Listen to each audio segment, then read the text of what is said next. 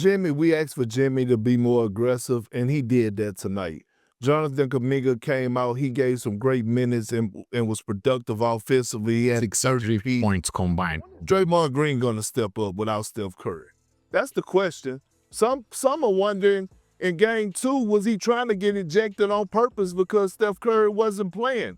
And then tonight, you have the assignment of stopping the number 2 option on Minnesota, which was Julius Randle, and he finished on your home court with a triple-double. And you fouled out. You did absolutely nothing to help your team. We know that Draymond is not going to score, but the fact that he disappeared defensively and he's supposed to be that leader and now this team need him the most without Steph Curry, their best player, was a total disappointment.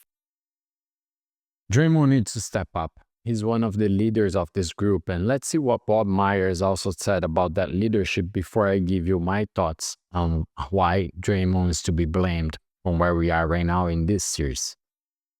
Do you talk to him in these moments when you were with the Golden State Warriors? Because we've seen this from Draymond before. How do you refocus him? I always said, and I will still say, if you want to move, he moves the Warriors. And this is going to be hard for people to understand. He can move the team more than any other player. He can move the team in a good direction with his leadership and energy, and he can move it in a bad direction. Steph, you're going to get what you get every time. The measured, the same guy, the same conviction. Draymond is a lot of volatility. And sometimes that volatility will take the team, Malika, down a bad path because he's powerful. He's got leadership qualities. He has a huge presence. But when he channels that the right way, I can tell you what, people are critical of Draymond. A lot of people are critical of Draymond. Some of it he deserves. You do want him on your team in these games. I promise you, every player in the league would say, yeah, give me him on my team. 29 minutes. A little bit more than that is what Draymond played last game, and obviously it was a foul trouble. I give that 2 of those fouls at least, they were debatable. One of them for me was insane that they didn't reverse that and they gave an offensive foul. But at the end of the day, I don't think Draymond Green showing up. We know how important he was on that Game 7 against the Houston Rockets. It was clear on that game that Alperen Sengun didn't want anything to deal with Draymond Green because he was really attacking and being impactful on that game and focusing and locked in. In these 3 games so far, and Minnesota is leading 2-1 right now, which puts us in a very bad spot tonight. We're playing at the Chase Center, and we cannot afford to go down on 3-1 where Minnesota would be able to close at home. Draymond is the key element, right? Because we asked more of Jim Butler. We needed him to be the playoff Jim and put that 30-40 piece, and he did. We asked Steve Kerr to put more of Jonathan Kuminga, and he also did. But then you have Draymond Green that even said at some point during the Rockets series that he knew he would need to score more in these playoffs. We need him even more. If he's not going to be that scorer, because also I know there are other players on the roster that they should step up as well. And I'm talking about BP, Brent Brzezinski, Moses Moody, and Buddy Hield. We need more of those guys.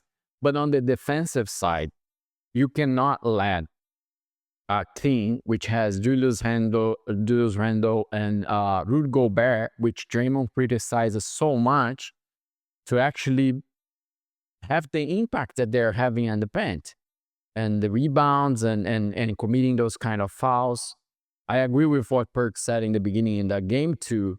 It did look like right in the beginning, Draymond was trying to get ejected because Stephen Curry wasn't playing and maybe he wanted to rest, or to that be another excuse why we lost that game. But fact is, Draymond needs to step up.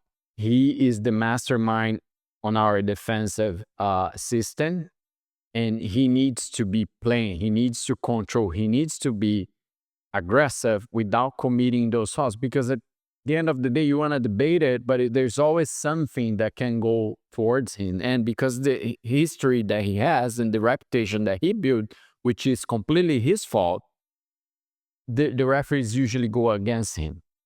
I'm 100% sure that offensive foul that Julius Randle was game foul number 4 on Draymond, If it was any other player, if it was BP, for example, that would be an offensive foul. But because it was Draymond, then it became obviously a problem. So I think that Draymond, it's to blame. Like you do need to guarantee that you're on the floor. You're one of the leaders of the team. You're the one right now playing with the most amount of experience, which has 4 rings, has been finals. The Warriors are in this situation because of the last game. Draymond was a non-show, basically. A non-show offensively, a non-show on the defensive side. Julius Randle had a triple-double. Right, so basically, you can't afford that. Like Draymond was like the last foul before he was ejected. That was a nonsense. Like he didn't have to make that decision. Like why he gave the lane for Randle to drive and then try to block him. Like okay, so that it's the poor decision and that's impacting a lot. So we need a lot more from Draymond Green. He needs to be the Draymond Green. Because one thing that sort of, it's annoying, it's like when you have a great game and then he goes and say, oh, I know I needed to step up. I know I needed to do this. I know the team needed me to do this. Okay, so then do it. What is the excuse now that you didn't? Why you didn't do in this game? Right? We need Draymond Green to be locked in the game and stop with this BS stuff that he goes around and complaining and screaming at the ref. Like he got that foul and he was still screaming at the ref that took like Steph and many other players to remove him. And Steve Curry, that was on game 2. Steve Curry needed to remove him from there. So what is going to be like? We don't have Stephen Curry. There's 2 guys that needs to lead this team, Jim Butler and Draymond Green. They are both important in the defensive side. Jim is more important than the offense, but also it's what Kendrick said is in that same interview, which is not here, but he said as well, is like, you are a leader. You need to be a leader when your other superstar is not there. Steph is not there. You still need to lead the team and make sure that you have an impact without him. Are you going to be like, we can, right? We are affording a lot of points at the end of the day, and especially when he's off the court. So I think the situation the way it is, which is very critical, again, the Warriors are playing tonight at 7 p.m. Pacific time. We are playing the Chance Center, and we need to grab that win. We need to grab that win so we guarantee that we're going to have a game 6. Remember, Stephen Curry is going to be reevaluated, and I want to emphasize, he's going to be reevaluated on Wednesday. That is the same day that we're playing game 5. It does not mean that he will be back. There's a chance he will be back for game 6. It does not mean.